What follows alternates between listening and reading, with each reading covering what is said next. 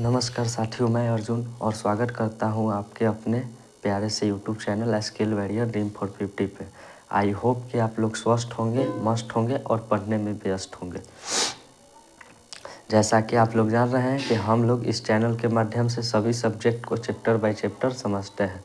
तो हम लोग भारत में आज हम लोग इतिहास के चैप्टर 4 भारत में राष्ट्रवाद को समझने वाले हैं।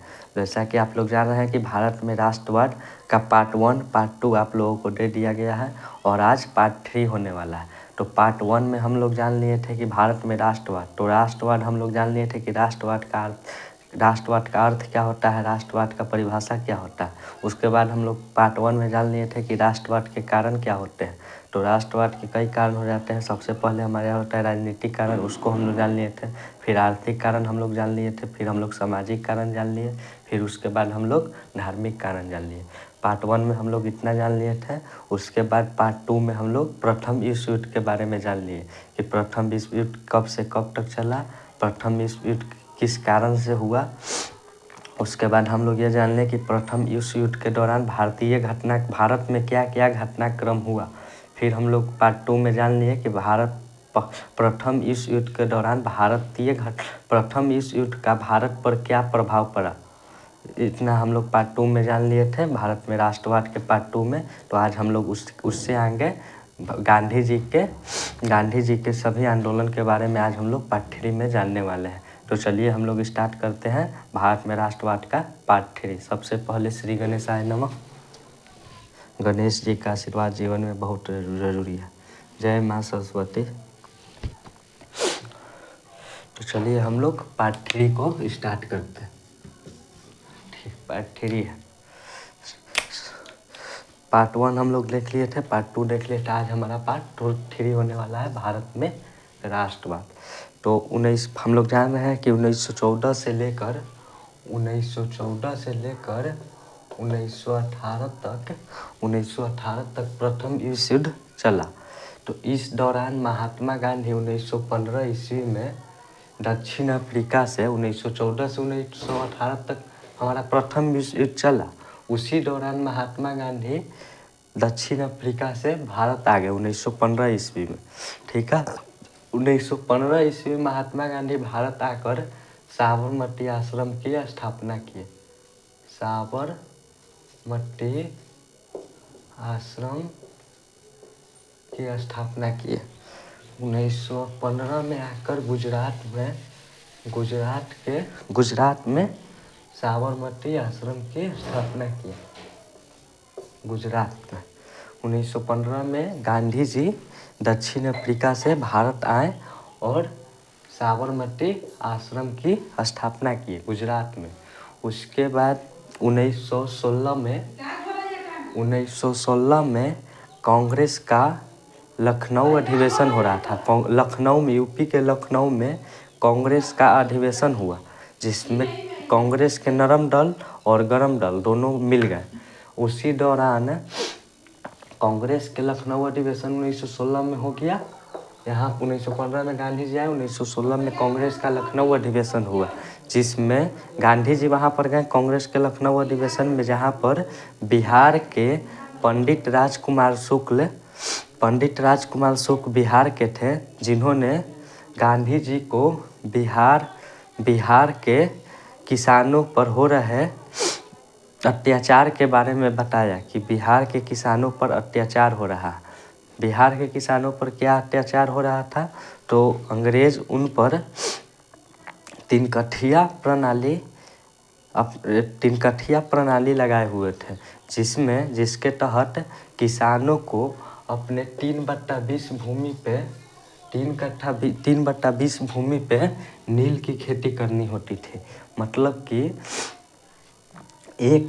कि 20 कट्ठा ज़मीन पर 3 कट्ठा में नील की खेती करनी होती थी। जिस नील की खेती करने के कारण भूमि बंजर हो जाता था। यह अंग्रेज किसानों पर लागू किया हुआ था तिनकठिया प्रणाली, जिसमें 20 कट्ठा ज़मीन पर 3 कट्ठा में नील की खेती करनी होती थी। नील की खेती करने से भूमि बंजर हो जाता था। यही कारण था कि बिहार के किसानों पर अत्याचार हो रहा था। तो इसी के कारण पंडित राजकुमार शुक्ल के बात पर महात्मा गांधी 1917 में बिहार के चंपारण जिला से एक आंदोलन शुरू किया, जिसे हम लोग चंपारण सत्याग्रह कहते हैं। यह चंपारण सत्याग्रह क्या था? तो बिहार के किसानों पर हो रहे अत्याचार, मतलब कि बिहार के किसानों पर 3 कठिया प्रणाली लागू था, जिसके विरोध में गांधी जी 1917 ईस्वी में चंपारण सत्याग्रह शुरू किए और उसको रद्द करवाए। बिहार में हो रहे 3 किसानों पर अत्याचार को, मतलब कि 3/20 भूमि पर जो नील की खेती करनी होती थी उसे रद्द करवा दिए गांधी जी। इसके बाद 1917 में गुजरात के मजदूरों ने, मतलब कि गुजरात में मजदूरों ने अपने मालिक के खिलाफ खेरा आंदोलन शुरू कर दिया, वेतन में वृद्धि को लेकर। इसमें भी गांधी जी योगदान अपना दिए। गांधी जी के योगदान से यह आंदोलन पूर्ण हुआ। उसके बाद 1918 ईस्वी में अहमदाबाद मिल मजदूर आंदोलन हुआ। इसमें क्या था कि 1918 से पहले मिल मजदूर आंदोलन अहमदाबाद हुआ ना। इसमें क्या था ना कि आंदोलन होने से पहले एक बीमारी चली थी, जिसे प्लेग की बीमारी चली थी, जिसके कारण मजदूर फैक्ट्री छोड़कर अपने घर पलायन कर रहे थे, मतलब कि घर जा रहे थे। तो मालिक ने उनके वेतन में वृद्धि कर उन्हें घर जाने से रोक लिया, जिसके कारण मजदूर वहीं पर काम करने लगे। और प्लेग की महामारी खत्म होने के बाद मालिक उनके वेतन में गिरावट कर दी, यानी कि कमी कर दी, जिसके कारण मजदूर असंतुष्ट हो गए, मजदूर नाराज हो गए, जिसके कारण महात्मा गांधी ने उन मजदूरों के लिए आंदोलन करवाया, अहमदाबाद मिल मजदूर आंदोलन। इसके तहत किसानों को बोनस प्राप्त होने लगा और वेतन में वृद्धि हो, वेतन सेम के सेम रहे और बोनस भी प्राप्त होने लगे। इसके बाद अब इतना आंदोलन को देखते देखते अंग्रेज समझ चुका था कि गांधी जी बहुत सारे आंदोलन कर रहे हैं। इसी कारण अंग्रेज ने 1919 ईस्वी में एक कानून ला दिया, जिसे हम लोग रॉलेट एक्ट कहते हैं। यह कानून क्या था? रॉलेट एक्ट क्या था? इसमें किसी भी भारतीयों को बिना किसी वारंट का गिरफ्तार कर लिया जाता था और इसकी सुनवाई भी नहीं की जा सकती थी। मतलब कि जो भी व्यक्ति थोड़ा सा आंदोलन शुरू किया उसे अंग्रेज गिरफ्तार कर लेते थे और इस पर कोई सुनवाई भी नहीं की जा सकती थी। इसे ही हम लोग बिना अपील बिना दलील का कानून कहते थे। इसे हम लोग रॉलेट एक्ट के नाम से जानते थे। यह 1919 ईस्वी में लागू हुआ रॉलेट एक्ट। जब यह लागू हुआ तो इसके विरोध में जब दो भारतीय कांग्रेस के 2 नेता इसका विरोध किए। यह कानून जो आया रॉलेट एक्ट, इसका विरोध कांग्रेस के 2 बड़े नेता किए, डॉक्टर सत्यपाल और किचलू रॉलेट एक्ट का विरोध किए, जिसके कारण उन्हें गिरफ्तार कर लिया गया। गिरफ्तार करने के बाद 1919 ईस्वी में 1919 में रॉलेट एक्ट लागू हुआ और इसी बीच कांग्रेस के 2 बड़े नेता सत्यपाल और किचलू आंदोलन किए, तो उन्हें गिरफ्तार कर लिया गया, जिसके कारण 1919 ईस्वी में 6 अप्रैल 1919 ईस्वी को जलियांवाला बाग में एक समिति का गठन करवा महात्मा गांधी ने जलियांवाला बाग में एक समिति का गठन करवाया, जिस पर जनरल ओ डायर ने निहत्थे लोगों पर गोली बरसवा दी। मतलब कि बिना किसी डर के उन क्रांतिकारियों पर जो आंदोलन में भाग लिए थे, जलियांवाला बाग में जो समिति में शामिल हुए थे, उन पर बिना किसी डर के उन पर गोली बरसवा दी, जिसके कारण हजारों लोगों की मृत्यु हो गई। और यह दिन 13 अप्रैल 13 अप्रैल का था। 13 अप्रैल 1900, पहले तो 6 अप्रैल 1919 को सत्यपाल और किचलू को गिरफ्तार। 6 अप्रैल को हमारा रॉलेक्ट एक्ट आया था। 6 अप्रैल को हमारा रॉलेक्ट एक्ट लागू हुआ। 6 अप्रैल 1919 को रॉलेक्ट एक्ट लागू हुआ और 9 अप्रैल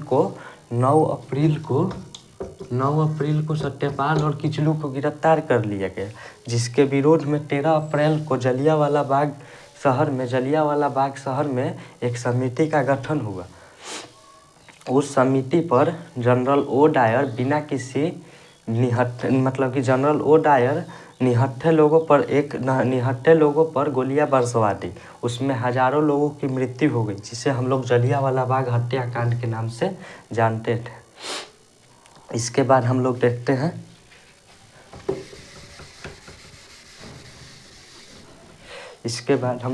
हैं जलियांवाला बाग हत्याकांड हमारा हो गया।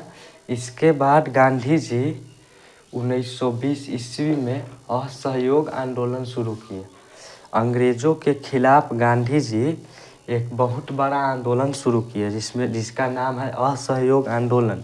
इसमें भारतीयों को अंग्रेज़ों का सहयोग नहीं करना था।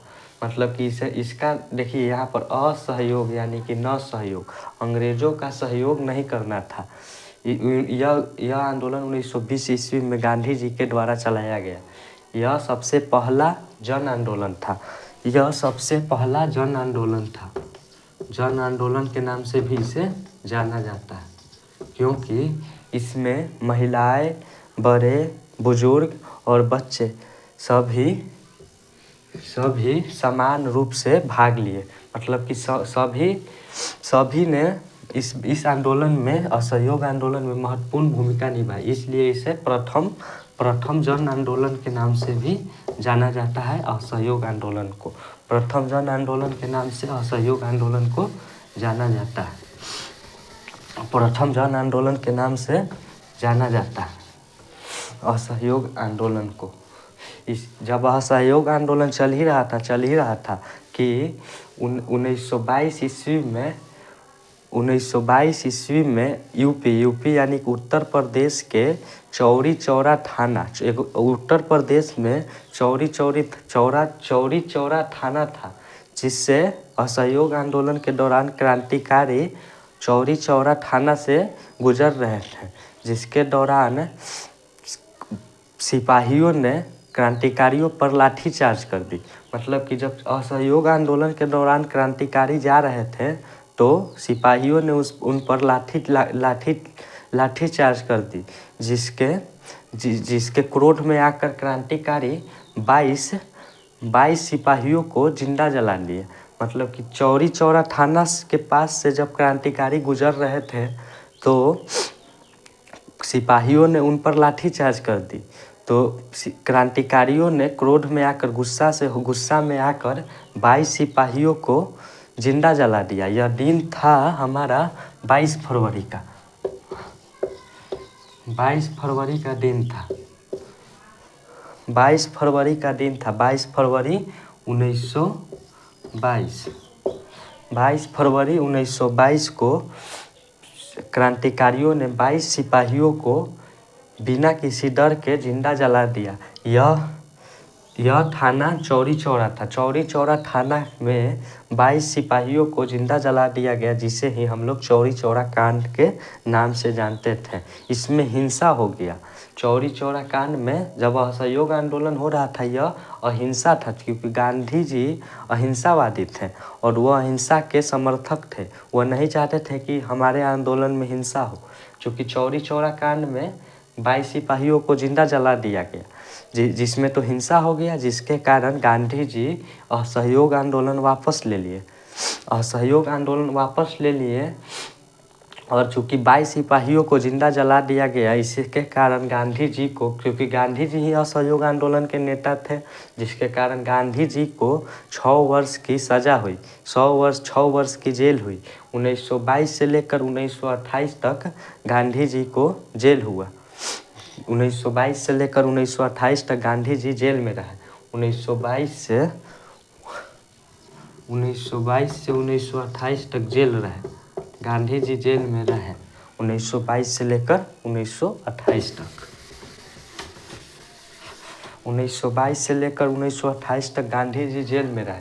इसके बाद 1925 ईस्वी में 1925 ईस्वी में काकोरी कांड हो गया। काकोरी कांड क्या था? काकोरी कांड में जब रेल उत्तर प्रदेश से जा रहा था तो रेल को लूट लिया गया था। रेल में हथियार थे, बम थे, बारूद थे, जिसे लूट लिया गया था। इसे ही हम लोग काकोरी कांड के नाम से जानते थे। उसके बाद 1928 ईस्वी में साइमन कमीशन भारत आया। 1928 ईस्वी में साइमन कमीशन भारत आया। यह साइमन कमीशन क्या था? साइमन कमीशन में 9 सदस्य। साइमन कमीशन के 9 सदस्य थे, जिसमें 7 सदस्य थे, एक अध्यक्ष था और एक उपाध्यक्ष था। 7 सदस्य थे, एक अध्यक्ष, एक उपाध्यक्ष, 7 सदस्य थे, एक अध्यक्ष था, एक उपाध्यक्ष था। और ये इसमें एक भी भारतीय नहीं थे।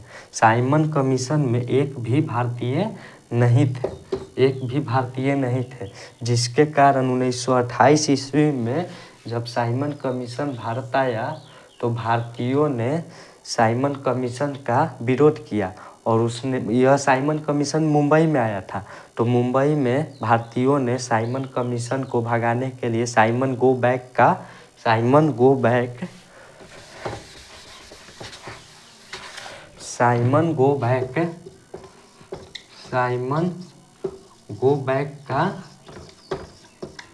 नारा दिया। मुंबई में जब साइमन कमीशन आया तो भारतीयों ने साइमन गो बैक का नारा देकर इसका विरोध किया, साइमन कमीशन का विरोध किया। क्योंकि साइमन कमीशन एक नया कानून बनाना चाहता था जिससे भारत चल सके। इसमें एक भी भारतीय नहीं थे। इसमें 7 सदस्य थे, एक अध्यक्ष था और एक उपाध्यक्ष था। साइमन कमीशन जब इसे भारत का लोग इसका विरोध किए, तब अंग्रेज़ों ने भारतीयों को कहा कि जब आप हमारे बात से सहमत नहीं हैं तो आप खुद अपना एक कानून बना लें जिससे आप चल सके। तो 1928 ईस्वी में मोतीलाल नेहरू ने एक रिपोर्ट तैयार किया जिसे हम लोग नेहरू रिपोर्ट के नाम से जानते हैं। नेहरू रिपोर्ट 1928 ईस्वी में तैयार हुआ। इससे भी हमारा देश नहीं चल पाया। मतलब कि तैयार हुआ, कुछ दिन चला और ये भी बढ़िया कानून नहीं बना पाए। मोतीलाल नेहरू भी ठीक तरह के कानून नहीं बना पाए, जिससे भारत ठीक से नहीं चल पाया। उसके बाद 1929 ईस्वी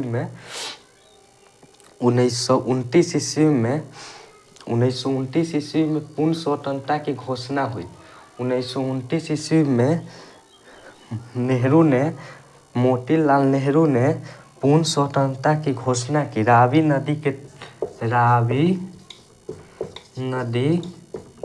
रावी नदी के तट पर तिरंगा झंडा फहराकर मोतीलाल नेहरू पूर्ण स्वतंत्रता की घोषणा कर दी। 1929 ईस्वी में पूर्ण स्वतंत्रता की घोषणा हुई, जिसमें रावी नदी के तट पर तिरंगा झंडा फहराया गया और कहा गया कि 26 जनवरी 1930 को हम पूर्ण रूप से स्वतंत्र हो जाएंगे। 26 जनवरी 1930 को हम पूर्ण रूप से स्वतंत्र हो जाएंगे। यही था पूर्ण स्वतंत्रता की घोषणा। पूर्ण स्वतंत्रता की घोषणा में रावी नदी के तट पर तिरंगा झंडा फहराकर कहा गया कि 26 जनवरी 1930 को हम लोग पूर्ण रूप से स्वतंत्र हो जाएंगे। यही था हमारा पूर्ण स्वतंत्रता की घोषणा, जिसमें रावी नदी के तट पर तिरंगा झंडा मोतीलाल नेहरू ने फहराया और कहा कि 26 जनवरी 1930 को हम पूर्ण रूप से स्वतंत्र हो जाएंगे। उसके बाद 1929 ईस्वी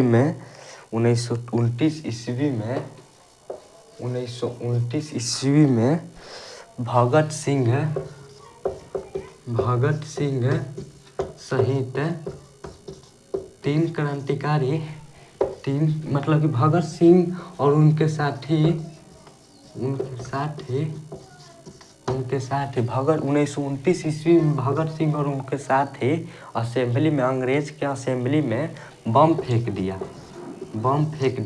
1929 ईस्वी में बम फेंक दिया। जब बम फेंक दिया तो कई अंग्रेज़ों को तो नुकसान हो गया, जिसके कारण 1931 ईस्वी में भगत सिंह सहित 3 क्रांतिकारियों को फांसी की सज़ा सुनाई गई, क्योंकि 1929 ईस्वी में भगत सिंह अंग्रेज़ों के असेंबली में बम फेंक दिए थे, जिसके कारण 1931 ईस्वी को भगत सिंह सहित 3 क्रांतिकारियों को फांसी की सज़ा सुनाई गई। चलिए अब हम लोग देखते हैं आगे।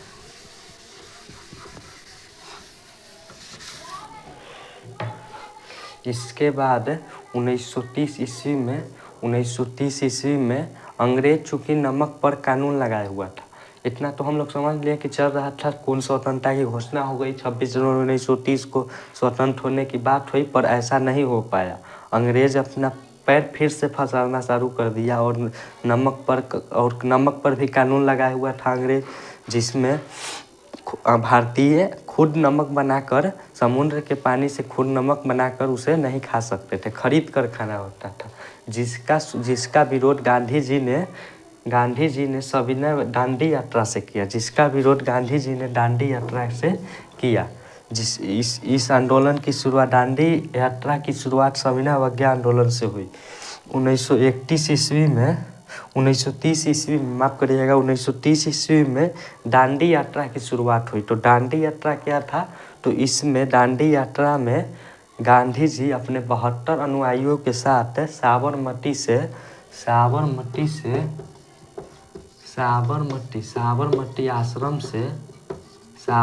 आश्रम से 24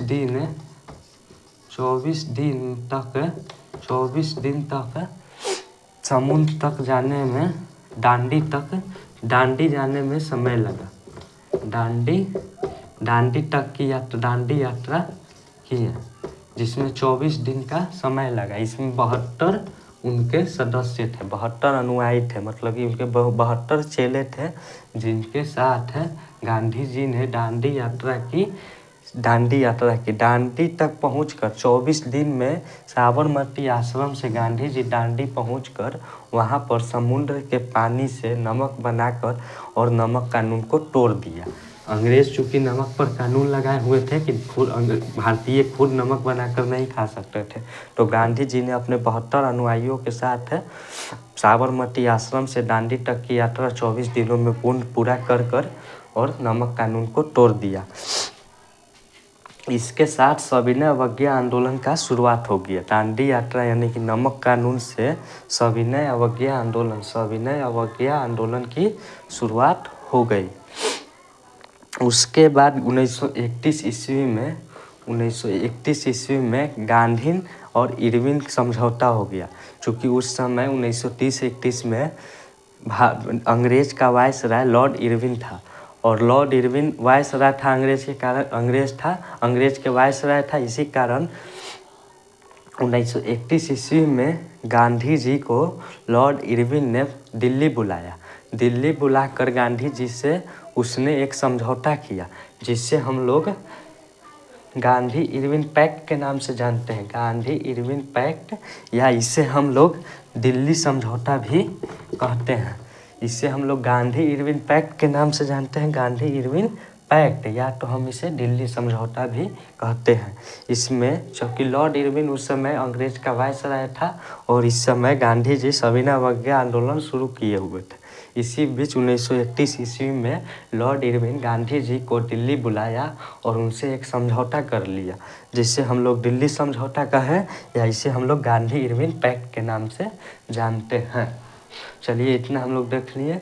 अब उसके बाद इतना गांधी इरविन समझौता हो गया, और इरविन उस समझौता को नहीं फॉलो किया। कुछ वचन दिया था, जिसे वचन से वो मतलब कि वचन से वो पीछे हट गया।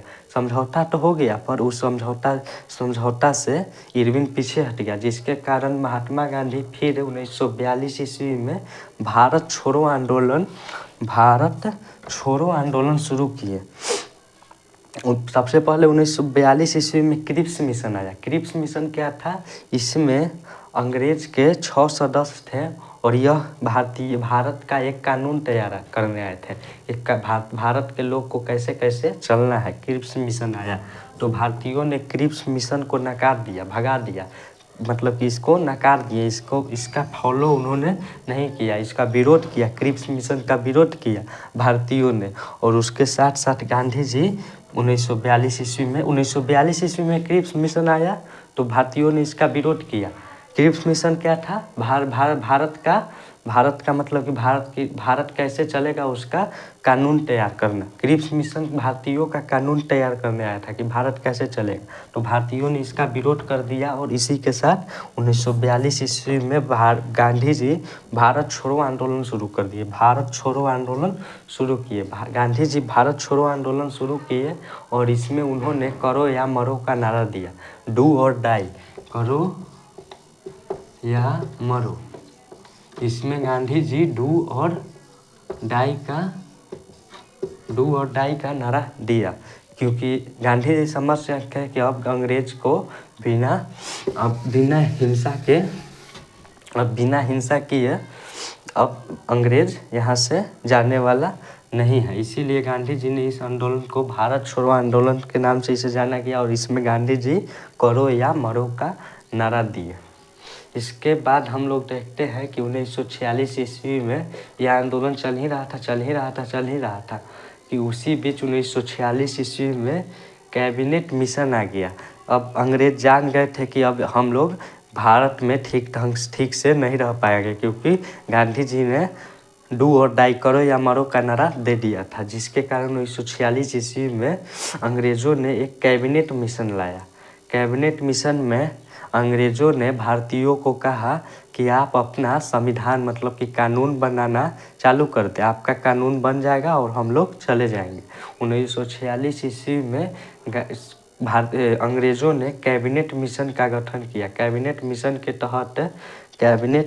के तहत संविधान का निर्माण चालू हो गया। संविधान निर्माण चालू हुआ 1946 ईस्वी में कैबिनेट मिशन भारत आया और इसके तहत 6 दिसंबर 1946 को हमारा संविधान बनना चालू हुआ। संविधान बनना चालू हुआ। 6 दिसंबर 1946 को कैबिनेट मिशन आया और इसके तहत 6 दिसंबर 1946 को हमारा संविधान बनना चालू हो गया। इसके बाद 1947 ईस्वी में माउंट बेटन योजना आया। माउंट बेटन योजना के तहत भारत और पाकिस्तान, चूँकि पहले भारत और पाकिस्तान दोनों एक ही थे, जिसके तहत भारत और पाकिस्तान अलग अलग हो गए और हमारा देश 1947 ईस्वी में पूर्ण स्वतंत्र हो गया और अंग्रेज पलायन कर गए इंग्लैंड। अंग्रेज इंग्लैंड पलायन कर गए, मतलब कि भारत पूर्ण रूप से स्वतंत्र हो गया, अंग्रेज भारत को छोड़कर चले गए। उसके बाद 1948 ईस्वी में गांधी जी की मृत्यु हो गई। नाथूराम गोडसे ने गांधी जी को गोली मारकर हत्या कर दी, जिसके कारण 1948 ईस्वी में गांधी जी की मृत्यु हो गई। 1949 में चूँकि गांधी जी की मृत्यु हो गई, हमारा संविधान 1946 से ही बन रहा था, तो 1949 ईस्वी में हमारा संविधान बनकर तैयार हो गया। चूँकि हम लोग देखे थे कि 6 दिसंबर 1946 को हमारा संविधान बनना शुरू हुआ था और हमारा संविधान तैयार हो गया था 26 नवंबर 1949 को। 26 नवंबर 1949 को तैयार हो गया। माफ़ करिएगा, मार्कर थोड़ा कम चल रहा है, इसमें इंक डालना पड़ेगा। तो हम लोग सब सुन लेते हैं कि 6 दिसंबर 1946 को संविधान बनना शुरू हुआ और 26 नवंबर 1949 को हमारा संविधान तैयार हो गया। तो इसमें कुल कितने समय लगे? तो इसमें हमारा समय लग गया 2 साल 11 महीने 18 दिन। हमारे संविधान को बनने में 2 साल 11 महीने और 18 दिन का समय लगा। चलिए हम लोग आगे देखते हैं। क्योंकि हमारा संविधान बनकर तैयार हो गया, संविधान हमारा 1949 ईस्वी में बनकर तैयार हो गया। इसके बाद 1950 ईस्वी में हमारा 26 जनवरी 1950 को हमारा संविधान लागू हो गया। 26 जनवरी 1950 को हमारा संविधान 26 जनवरी 1950 को लागू हुआ। चूँकि 26 जनवरी 1950 को संविधान लागू हुआ। संविधान तो हमारा 26 नवंबर को ही बन गया था। 26 नवंबर को ही बन गया था। तो फिर 26 जनवरी को संविधान लागू क्यों हुआ?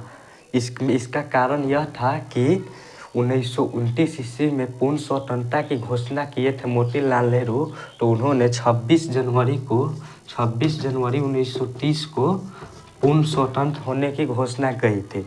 पूर्ण स्वतंत्र होने की घोषणा 26 जनवरी 1930 को कही थी, पर ऐसा तो नहीं हो पाया। हमारा देश 15 अगस्त 1947 को आज़ाद हो गया।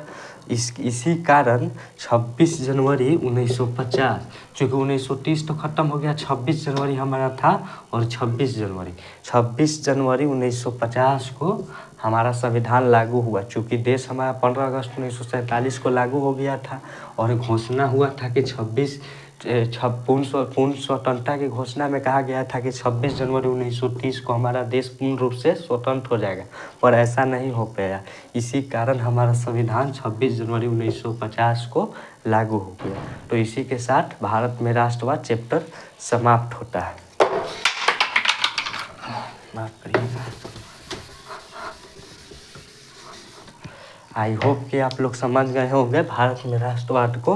पार्ट 1, इसका पार्ट 1, पार्ट 2, पार्ट 3 आप लोगों को दे दिया गया है। आप आराम से समझिए और जहाँ कहीं भी हमसे गलती हुई हो तो इसके लिए हमें क्षमा करें। धन्यवाद।